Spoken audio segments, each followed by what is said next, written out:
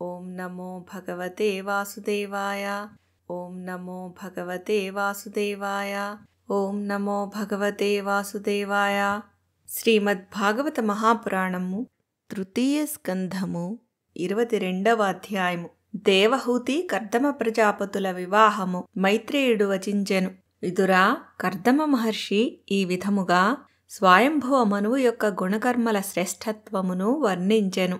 సజ్జనులు ముఖస్థుతులకు ఇష్టపడరు కదా, కావున మనుమహారాజు ఇంచుక లజ్జితుడై నివృత్తిపరాయణుడైన ఆ మునితో ఇట్లు నుడివెను. మనువు ఇట్లనెను: మునీశ్వర, వేదస్వరూపుడైన బ్రహ్మదేవుడు వేదములను పరిరక్షించుటకై కర్మయోగమునందును భగవదుపాసనయందును జ్ఞానయోగమునందును నిష్ణాతులు విషయసుఖములయందు అనాసక్తులు అయిన మిమ్ములను అనగా బ్రాహ్మణులను తన ముఖము నుండి సృష్టించెను. అనంతములైన పాదములు గల విరాట్ పురుషుడు బ్రాహ్మణులను కాపాడుటకై తన అనంతములగు బాహువుల నుండి క్షత్రియములైన మమ్ము సృజించెను. ఆ విధముగా బ్రాహ్మణులు ఆయన హృదయము, క్షత్రియులు ఆయన శరీరము అని చెప్పుదురు.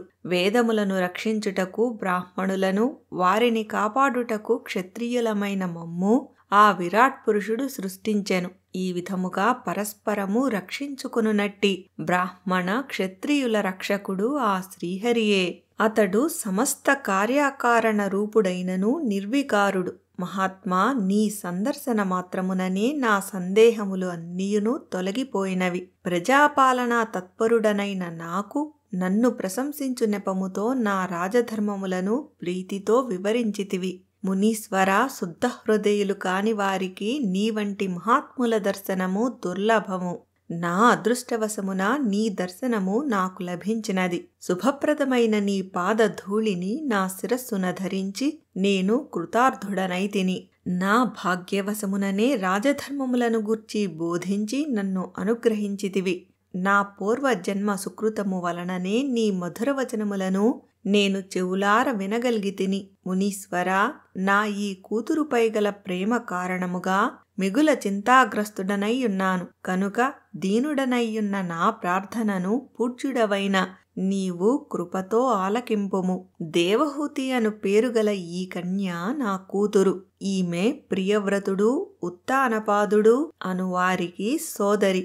ఈమె తనకు ఈడైనవాడు, ఉత్తమ శీలము సద్గుణములు గలవాడు అయిన వానిని తనకు పతి కావలెనని కోరుచున్నది. మహాత్మా, నారదుని వలన నీ శీలము, విద్య, రూపము, గుణము, వయస్సులను గురించి ఈమె వినియున్నది. అప్పటి నుండి ఈమె నిన్నే పతిగా పొందుటకు నిశ్చయించుకొని ఉన్నది. భూసురోత్తమా, మిగుల శ్రద్ధతో నేను ఈ కన్యను నీకు సమర్పించుచున్నాను. దయతో స్వీకరింపుము. ఈమె నీ గృహస్థాశ్రమ ధర్మకార్యములయందు అన్ని విధములుగా అనుకూలవతి. మహానుభావ, దైవికముగా ప్రాప్తించిన అభీష్ట వస్తువును నిరాకరించుట ఎవరికినీ ఉచితము కాదు. పైగా మీ వంటి వైరాగ్యవంతులకు కూడా అట్టి దానిని కాదని చెప్పుట శోభింపదు. అప్రయత్నముగా లభించిన భోగ్య వస్తువును కాదని తర్వాత ఒక లోభిని యాచించుట వలన మచ్చలేని యశస్సు పూర్తిగా దెబ్బతినును. అంతేకాదు, అతడు అవమానము పాలగుటయు తథ్యము. విద్వాంసుడా, నీవు వివాహము కొరకు ప్రయత్నముతో ఉన్నట్లు వినియుంటిని. నీవు నైష్ఠిక బ్రహ్మచర్యమును వహించకుండా వివాహకాలమునే గడువుగా బ్రహ్మచర్యాశ్రమమునందు ఉండువాడవని తలంచెదను. కనుక నేను సమర్పించుచున్న ఈ కన్యను దయతో స్వీకరించి నన్ను అనుగ్రహింపుము. కర్దమ మహర్షి నుడివెను: మను సార్వభౌమ, నిజమే, నేను వివాహము చేసుకొను సంకల్పములోనే ఉన్నాను. నీవు కూడా నీ కుమార్తెను ఎవ్వరికిని ఇచ్చి పెండ్లి చేయుటకు ఇప్పటి వరకు వాగ్దానము చేసి ఉండలేదు. మా ఇద్దరికిని బ్రాహ్మ విధానమున వివాహము జరిపించుట సముచితమే. మహారాజా, వేదోక్త విధానమున నీ కుమార్తెను పరిణయమాడుట వలన పురుషార్థ ప్రయోజనము చేకూరును. ఎట్టి ఆభరణములను ధరింపకయే నీ కూతురు తన సౌందర్య వైభవముచే నగలను ధరించిన తరుణీ శోభను మించుచున్నది. అట్టి నీ కన్యను పెండ్లి చేసుకొనుటకు ఎవడు అంగీకరింపడు? ఒకానొకప్పుడు ఈమె తన భవనము యొక్క పైభాగమున బంతి ఆట ఆడుకొనుచుండెను. బంతి వెంట అటునిటు పరిగెత్తుచుండుట వలన ఈమె కాలియందెల మధురధ్వనులు వినసొంపుగా ఉండెను. చూపులు చంచలములై ఉండెను. అప్పుడు ఆ ప్రదేశమునందు విమానమున సంచరించుచున్న విశ్వావసు అను గంధర్వుడు ఈమె అందచందములకు ముగ్ధుడై పారవస్యమున మునిగి విమానము నుండి క్రింద పడిపోయెను. అట్టి తరుణీమణియే ఇప్పుడు స్వయముగా వచ్చి వివాహము చేసుకొనుము అని ప్రార్థించుచున్నది. ఇట్టి స్థితిలో వివేకము గలవాడు ఈమెను ఎవడు స్వీకరింపడు? ఈమె సాక్షాత్తుగా స్వయంభువమను మహారాజు యొక్క ముద్దుల పట్టి ఉత్తానపాదుని యొక్క సోదరి లక్ష్మీదేవి యొక్క చరణములను ఉపాసింపని వారికి ఈమె దర్శన భాగ్యము కూడా అబ్బదు. అందువలన ఈ ఉత్తమురాలిని ప్రతిజ్ఞాపూర్వకముగా స్వీకరింతును. నా వలన ఈమెకు సంతానము కలుగునంత వరకు ఈమెతో గార్హస్థ్య జీవితమును గడపెదను. అనంతరము భగవత్ప్రోక్తములైన పరమహంస ప్రముఖులు ఆచరించునట్టి హింసారహిత శమదమాది ధర్మములను ఆచరించుచూ జీవింతును. ప్రజాపతులకును అధిపతి అయిన శ్రీమన్నారాయణుడే సర్వోత్తముడని నేను తలంతును. చిత్ర విచిత్రమైన ఈ విశ్వము అంతయును ఆ శ్రీహరి నుండియే ఉత్పన్నమగుచున్నది. కడకు ఆ పరమ పురుషునియందే లీనమగుచున్నది. ఈ విశ్వము అంతయును ఆ స్వామి పైననే ఆధారపడి ఉన్నది. కావున పురుషోత్తముని యొక్క ఆజ్ఞయే నాకు పరమ ప్రమాణము. మైత్రేయుడు వచించెను. విదురా, కర్దమ మహర్షి కేవలము ఇంత మాత్రము పలికి మిన్నకుండెను. అనంతరము ఆ మహాత్ముడు భగవద్ధ్యానమునందు నిరతుడయ్యెను. మందహాసముతో ప్రసన్నముగా ఉన్న ఆ మహర్షి ముఖమును చూచినంతనే దేవహూతి యొక్క మనసు మోహపరవశమయ్యెను. అంతటా ఆ మను సార్వభౌముడు తన కుమార్తెను కర్దమ మహర్షికిచ్చి పెండ్లి చేయు విషయమున తన పట్టమహిషి అయిన శతరూపయు తన తనయయగు దేవహూతియు సుముఖముగా ఉన్నట్లు గ్రహించెను. పిమ్మట ఆయన సద్గుణ సంపన్నుడైన ఆ మహర్షికి అన్ని విధములుగా ఈడుజోడైన తన పుత్రికను మిగుల సంతోషముతో ఇచ్చి పెండ్లి చేసెను. మహారాణియగు శతరూపయు ఆ నూతన వధూవరులకు కానుకలుగా అమూల్యములైన భూషణములను, వస్త్రములను, గృహస్థోచితములైన పాత్ర సామాగ్రిని సంతోషముతో సమర్పించెను. ఈ విధముగా ఆ మను సార్వభౌముడు యోగ్యుడైన వరుణకు తన కుమార్తెను ఇచ్చి పరిణయమునర్చి స్వస్థచిత్తుడయ్యెను. పిదప మహారాజు సపరివారముగా తన రాజధానికి పయనమగు సమయమున బిడ్డ ఎడబాటునకు తాళజాలక